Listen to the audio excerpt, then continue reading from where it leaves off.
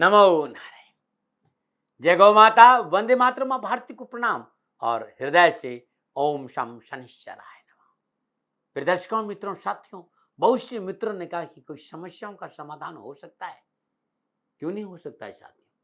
क्रोध के समय थोड़ा सा रुक जाइए और गलती के समय थोड़ा सा झुक जाइए, दुनिया की सारी समस्याओं का हल हो जाएगा। ओम नमो नारायण। प्रिय दर्शकों, मित्रों, साथियों, 29 जुलाई 2022 से 24 नवंबर 2022 तक बृहस्पति देव 119 दिन के लिए मीन राशि, स्वराशि मीन में वक्री हो रहे हैं। 12 राशियों पर क्या प्रभाव रहेगा, इस वीडियो को लेकर आपने सामने आओ। जब 10-12 दिन पहले यानी 12 जुलाई के दिन जब मैं शनिदेव वक्री हो रहे थे, कर्मफलदाता वक्री हो रहे थे, तो जब मैं वीडियो बना रहा तो बहुत से लोगों के सवाल थे कि साहब शनिदेव भी वक्री हो रहे हैं और बृहस्पति देव की जो बहुत ही प्रभावशाली ग्रह है, ग्रह काउंसिल में दोनों देवताओं का अपना प्रभाव है, एक कर्मफलदाता तो एक धर्मफलदाता है। कर्म और धर्म के कारकत्व शनिदेव और बृहस्पति देव के पास में है और ये 119 दिन लगभग 4 महीने के आसपास वक्री रहेंगे। क्या प्रभाव रहेगा, इस विषय को लेकर आपके सामने हूं। 2 या 3 मिनट थोड़ी सी जानकारी दूंगा। आपको लगता है ये जानकारी नहीं सुनना है तो आप फॉरवर्ड कर दीजिएगा और राशिफल पे चले जाएंगे, लेकिन इस जानकारी को समझिएगा। ये जीवन भर का अनुभव है जो आपके सामने रख रहा हूं, मैं व्यर्थ नहीं बोल रहा हूं, आपके काम आएगा। बृहस्पति देव मीन राशि में 29 जुलाई 2022 सुबह 2:09 पर वक्री होंगे और 24 नवंबर 2022 तक ये वक्री रहेंगे। स्वर्ण राशि मीन में बृहस्पति देव वक्री और वक्री शनिदेव जो स्वराशि मकर में संचरण कर रहे हैं, दृष्टि संबंध से त्रेकादश संबंध है, तीसरी दृष्टि से बृहस्पति देव को देख रहे हैं और बृहस्पति देव का किसी भी रूप में शनिदेव से संबंध होना मणिकांचन योग होता है। अब शनिदेव की दृष्टि भी अमृत हो गई और जिस समय बृहस्पति देव राशि परिवर्तन कर रहे हैं उस समय वृषभ लगन है और बृहस्पति देव शनिदेव के नक्षत्र यानी उत्तर भाद्रपद नक्षत्र में संचरण कर रहे हैं। जब तक ये वक्री रहेंगे शनिदेव के नक्षत्र में रहेंगे। वृषभ राशि लगन में है, जब राशि पर लगने शुक्र मिथुन राशि दूसरे भाव में और सूर्यदेव, चंद्रदेव, बुधदेव कर्क राशि में, राहुदेव और मंगलदेव मेष राशि 12वें भाव में है। मीन राशि में बृहस्पति देव 11वें भाव में जब राशि परिवर्तन कर रहे हैं और स्वराशि मकर में शनिदेव 12वें भाव में, सूर्यदेव, चंद्रदेव, बुधदेव, बृहस्पति देव का पंचम नवम संबंध है। बृहस्पति देव शुक्रदेव चतुर्दशम संबंध है। सूर्यदेव, चंद्रदेव, बुधदेव, शनिदेव का सम सप्तक संबंध है। राहुदेव, केतुदेव सम सप्तक, बृहस्पति देव और शनिदेव त्रेकादश संबंध, मंगलदेव और शनिदेव का चतुर्दशम संबंध, सूर्यदेव, चंद्रदेव, बुधदेव पर राहुदेव की संचरण करे, मंगलदेव की चतुर्दृष्टि, सूर्यदेव, चंद्रदेव, बुधदेव स्वराशि मकर में संचरण कर रहे हैं और शनिदेव, सूर्यदेव, चंद्रदेव और बुधदेव स्वराशि मकर में संचरण कर रहे हैं। शनिदेव जो भाग्य स्थान में संचरण कर रहे हैं उनकी समसप्तक दृष्टि है, मतलब शनिदेव और इन तीनों देवों का आपस में समसप्तक संबंध है। शनिदेव को सूर्यदेव, चंद्रदेव, बुधदेव को भी सप्तम दृष्टि से देख रहे हैं, मतलब सूर्यदेव भी देख रहे हैं और शनिदेव भी देख रहे हैं, दोनों देख रहे हैं, दृष्टि संबंध है आपस में। केतुदेव पर शनिदेव की दशम दृष्टि है।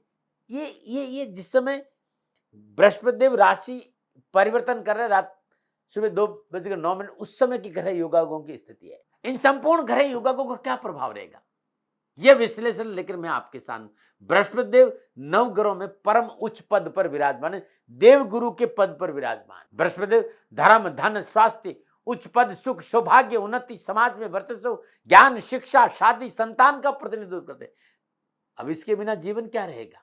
तो हमारे जीवन के सर्वांगीण विकास के कारक शनिदेव और बृहस्पति देव है और बृहस्पति देव सर्वाधिक सौम्य और शुभ ग्रह है। इस भाव में बैठते हैं, कहते हैं हानि करते, लेकिन जिस भाव को देख लेते हैं शुभ फलों में वृद्धि करते हैं। 5वीं, 9वीं और 7वीं दृष्टि बृहस्पति देव की, उनकी दृष्टि में अमृत है और पिछले कई वर्षों का जो अनुभव है वो आपके सामने रख रहा हूं कि जातक की जन्म कुंडली में कैसा भी दुर्योग हो, लेकिन यदि लगन भाव में बृहस्पति विराजमान हो गए तो सारे दोष दूर। बृहस्पति देव को नीति और धर्म के साथ विद्या का महान विद्वान माना है। मुख्य कारक है ज्ञान और विवेक का और विद्या का बृहस्पति देव। धनु मीन का स्वामी है और ज्योतिषी भाषा में कर्क राशि में उच्च और मकर राशि में नीच का माना गया।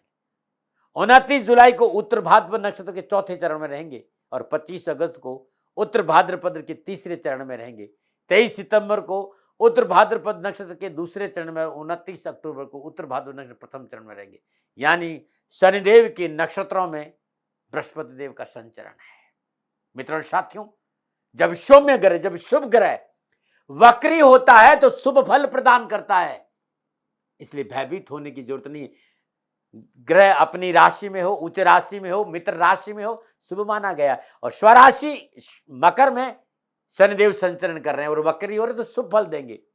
तो शनिदेव और बृहस्पति देव का मिलन, और दोनों ही वक्री अवस्था में संचरण कर रहे हैं, लाभ देंगे, भयभीत होने की जरूरत नहीं। फिर भी पूर्णता जो फलादेश है वो आपकी जन्म कुंडली के आधार पर किया जा सकता है कि आपकी जन्म कुंडली में बृहस्पति देव और शनिदेव की स्थिति क्या रहेगी।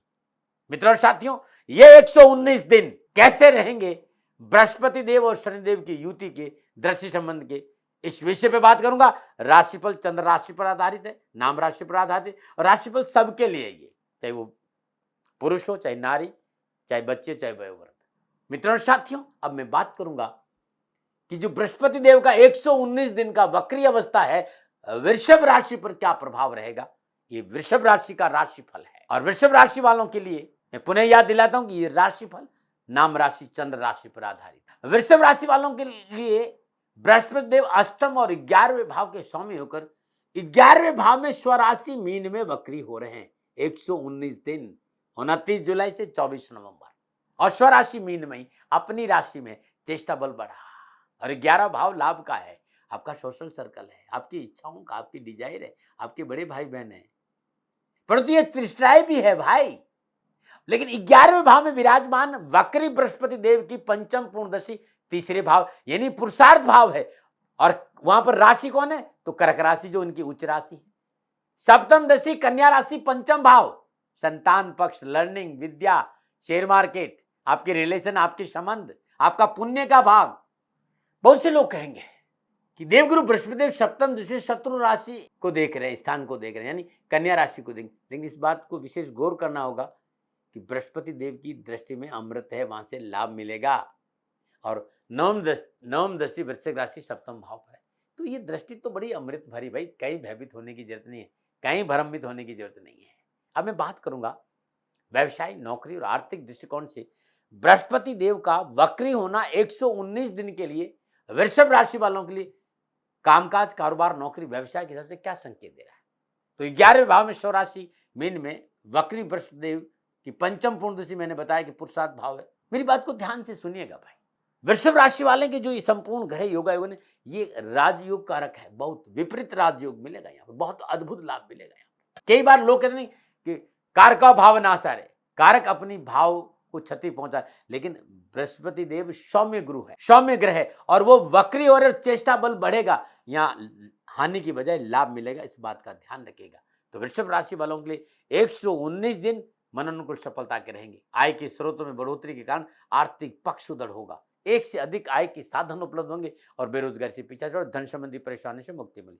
यह समय आपकी मनोअभिलाषाओं की पूर्ति का है। देश विदेश से मनोनुकूल कार्य संबंध बनेंगे, सकारात्मक सोच, स्व अवलोकन की ओर आप अग्रसर होंगे। नवम भाव स्वराशि मकर में विराजमान शनिदेव भाग्य में वृद्धि कर रहे हैं, और भाग्य में विराजमान होकर तीसरी दृष्टि से बृहस्पति देव से संबंध बना रहे।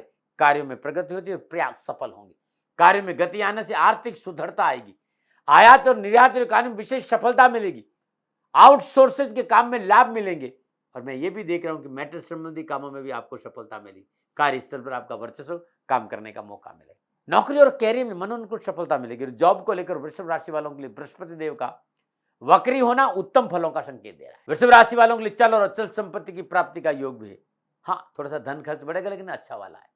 Tour, travels, hotel industry, medical, खनन, ट्रांसपोर्ट, लोहा उद्योग, लेबर वर्क, फिल्म इंडस्ट्री, पत्रकारिता, मीडिया, इस सब क्षेत्र में सफलता के अच्छे अवसर मिलेंगे। आप सामाजिक और पारिवारिक दृष्टिकोण की बात करूं तो 11वें भाव स्वराशि मीन वक्री बृहस्पति देव की पंचम पूर्णदशी तीसरे भाव पर है। पारिवारिक सदस्य से भावनात्मक, आर्थिक व नैतिक संबल निरंतर मिलता रहेगा। पारिवारिक सदस्यों के साथ रिश्तों में आ रही गलतफहमियों से छुटकारा मिलेगा, और घर और परिवार में सुख शांति का वातावरण बना रहेगा। दाम्पत्य सुख में वृद्धि होगी, जीवन साथी का सहयोग मिलेगा। तालमेल और सामंजस्य और सफलता में 4 चांद लगेंगे। संतान संबंधी परेशानी से मुक्ति मिलेगी, और वैवाहिक जीवन अनुकूल रहेगा। प्रतिकूल परिस्थितियों में आप अपने परिवार को अपने हर जगह खड़ा पाए। शिक्षा की बात करो तो 11वें भाव स्वराशि मीन में विराजमान है बृहस्पति देव। वृषभ राशि की विद्यार्थी और युवाओं के लिए शिक्षा और कैरियर की दृष्टि से बृहस्पति देव का वक्री होना शानदार उपलब्धियों और सफलताओं से भरा रहेगा। पिछली शिक्षा संबंधी कैरियर संबंधी समस्याओं में कमी आएगी, उठापटक समाप्त होगी। उस शिक्षा के लिए प्रयासरत विद्यार्थियों को शिक्षा के क्षेत्र में पूर्ण लाभ मिलेगा। नए नए विषय और चीजों को खोजने और अनुसंधान में मौका मिलेगा। प्रतियोगी परीक्षाएं, विभागीय परीक्षा, नौकरी से संबंधित परीक्षा परिणामों और प्रयासों में अनुकूल फल दिलाएगी। परंतु इंटरव्यू और साक्षात्कार में सफलता के लिए अपने कम्युनिकेशन स्किल पर आपको थोड़ा सा ध्यान देना पड़ेगा। यह आपके लिए बहुत जरूरी है। स्वास्थ्य के दृष्टिकोण की बात करूं तो थोड़ा सा स्वास्थ्य के दृष्टिकोण से सावधानी अपेक्षित है। बारिश का मौसम है, बीमारियों को लेकर विशेष सावधान रहना चाहिए। सर्दी, जुकाम, बुखार के साथ साथ विशेष रूप से पाचन तंत्र जैसे आंतें, पेट, एसिडिटी, गैस, पाचन संबंधी समस्या, हाई बीपी, लो बीपी, पैरों में दर्द, मानसिक तनाव, घबराहट, बेचैनी, इन्फेक्शन, इस तरह की कोई भी चीज है तुरंत चिकित्सा का सहारा लीजिए। विशेष सावधानी पिता के स्वास्थ्य को लेकर सावधानी अपेक्षित है, परंतु इसके साथ साथ आपको अपने स्वास्थ्य पर भी ध्यान रखना होगा। विशेष रूप से जल्दबाजी में कोई निर्णय नहीं लीजिए। विवादित सौदों से बचिएगा। इस समय कार्य परिवर्तन नहीं करता अच्छा रहेगा, चाहे व्यवसाय चाहे नौकरी। कार्य में सुदृढ़ लाभ के लिए सुव्यवस्थित तरीकों को अपनाना बहुत जरूरी है, उसमें लापरवाही नहीं करें। अपनों से वरिष्ठ लोगों के साथ संबंधों में समस्या का संकेत नजर आ रहा है।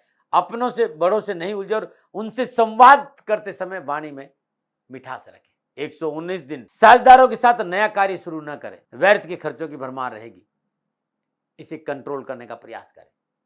निजी जीवन में जिद और अहंकार अपनों के साथ मतभेद करवा सकता है, इससे बचिए। जो राशिफल था, ये जो सावधानियां थी, ये मैंने अपने अनुभव और अपने आंकलन के आधार पर आपके सामने रखी। क्या उपाय करें अब ये बताना चाहता हूँ। वृषभ राशि वालों, हर रोज नित्य कर्म निवृत्त स्नान उपरांत अपने पूजा स्थान में माँ दुर्गा के सिर विग्रह के सामने शुद्ध देसी घी का दीपक जलाई 7 पाठ दुर्गा कवच का रोज करें। 119 दिन रोज करें। हर शुक्रवार को श्रद्धानुसार चरी यानी हरा चारा गाय को अपने हाथ से खिलाए और सामर्थ्य हो तो रोज खिलाए। 6 मुखी रुद्राक्ष, काजू रुद्राक्ष और 12 मुखी रुद्राक्ष, ये 4 महीना गले में धारण करना आर्थिक पक्ष में सुधरता लाएगा। नमो नारायण। दर्शकों, मित्रों, साथियों, ये आंकलन मेरे अनुभव के आधार पर था। कोई दबाव नहीं, कोई तर्क नहीं, कोई विवाद नहीं। सेकंड ओपिनियन का अधिकार आपका था, आपका है, आप ही का रहेगा। मन अनुमान हो, आपकी मर्जी, और भूल से भी भूल हो गई हो तो दोनों हाथ जोड़कर क्षमा प्रार्थी हूँ। आप सुखी रहें, स्वस्थ रहें, समृद्धिशील रहें। शनिदेव के चरणों में मेरी प्रार्थना। ओम नमो नारायण। राजस्थान का हर व्यक्ति जानता है कि दाती महाराज गायों से बहुत प्यार करते हैं, बेटियों से बहुत प्यार करते हैं। हजारों सैकड़ों बेटियों के लिए, जीवन के लिए मैंने अपना संपूर्ण जीवन दिया है और ये मेरा शौक था, मेरी राष्ट्र की धरोहर थी और ये करना मेरा कर्तव्य और कर्म था। मैं आपको किसी वजह से नहीं सुना रहा हूँ, बस खाली बता रहा हूँ कि ये मेरा जीवन का लक्ष्य रहा है। मनुष्य हूं और मानव होने के नाते मेरा कर्तव्य है कि मैं अपनी राष्ट्र की सेवा करूं। मैं इस राष्ट्र का नागरिक हूं। 30 सालों से मैं बेटी बचाओ और गौ सेवा में अपना जीवन इस राष्ट्र के साथ लगाया है। वर्तमान परिस्थितियां आर्थिक दृष्टिकोण से मेरी अनुकूल नहीं है। धन नहीं मांग रहा हूं कि मुझे आप पैसे दीजिए, नहीं, पहले भी कभी नहीं मांगा और अब भी मैं नहीं कह रहा हूं। और ये मेरा अहंकार नहीं है, क्योंकि धन को लेकर मैं राष्ट्र के सामने कभी नहीं आया था। हमेशा मैंने ये कहा कि साहब सेवा करिए, आप, मैं भी सेवा करता हूं, आप भी सेवा करिए। धन नहीं चाहिए, लेकिन वर्तमान में जो आर्थिक परिस्थिति हैं वो मेरे को ये कहने के लिए मजबूर कर रही है कि सन्निधान गौशाला की गायें दुखी नहीं रहे, इसके लिए मुझे आपका सहयोग चाहिए। और सहयोग के लिए मैं स्वयं आपके साथ खड़ा हूं, आपकी समस्याओं के समाधान के लिए। भाई, आप अपनी जन्म कुंडली का अवलोकन कराना चाहते हैं, आप अपनी जन्म कुंडली बनाना चाहते हैं, आपको बहुत सी चीजों की जानकारी चाहिए, तो मैं आपके साथ खड़ा रहूंगा, पूरे साल खड़ा रहूंगा, जब तक जीऊंगा तब तक खड़ा रहूंगा। नंबर आ रहा है, इन नंबरों पर संपर्क करिए, आप मेरे से बात करिए, लेकिन इसकी एवज में गायों के लिए चारे की व्यवस्था कर लीजिए। और इसीलिए मैंने कहा था कि भाई थोड़ा दिन, इस समय मैं परेशानी में हूं और मेरी गायें चारों को लेकर थोड़ी सी परेशान है। ऐसा हृदय से आया, लोगों ने कहा कि राष्ट्र आपसे प्यार करता है दाती महाराज, एक बार निवेदन करिए। तो मैं दान नहीं मांग रहा हूं, फिर भी मैं अभी भी मेरा ये अहंकार नहीं। साथियों, मेरा राष्ट्र सर्वोपरि है। मैं ये नहीं कह रहा हूं, मैं ये कह रहा हूं मैं परिश्रम करूंगा आपके लिए, और परिश्रम के एवज में गायों के लिए चारे की व्यवस्था करिए। शनि भगवान आपकी रक्षा करे और आपका जीवन सदा खुशियों से भरा रहेगा, ऐसा मेरा निवेदन। और वे लोग जो सक्षम है, सामर्थ्यवान है और जिन्हें दाती महाराज के ज्योतिषीय समाधान की आवश्यकता नहीं, तो उनको मेरा प्रणाम, क्योंकि बहुत से लोगों को मैंने देखा है पिछले 1 महीने में लगभग 20 से 25-50 लोग ऐसे भी हैं जिन्होंने शनिधाम गौशाला में 2100 रुपया चारा कर दिया है। मैं उन सब के प्रति अपना आभार प्रकट करता हूं और ये सहयोग मैं जीवन भर याद रखूंगा। मित्रों, समय ऐसा है कि मेरी परिस्थिति आर्थिक दृष्टिकोण से अनुकूल संकेत नहीं दे रही है, इसलिए मैंने राष्ट्र से कहा कि शनिधाम गौशाला में परेशानी नहीं चाहिए। सरकार सपोर्ट कर रही है, अपनी सीमाओं में रहते हुए जो सरकार करती है, लेकिन उससे पूरा नहीं पड़ता है, ये आप भी जानते हैं।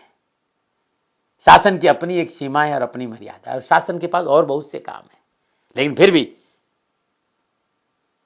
मैं आप सभी का धन्यवाद देते हुए हृदय से पुनः एक बार निवेदन करना चाहता हूं कि आपको लगता है कि दाती महाराज के साथ शनिधाम गौशाला में खड़ा रहना है, तो नंबर है, जरूर सहयोग करें। मेरा कोई दबाव नहीं है, प्रार्थना थी। ओम नमो नारायण, ओम नमो।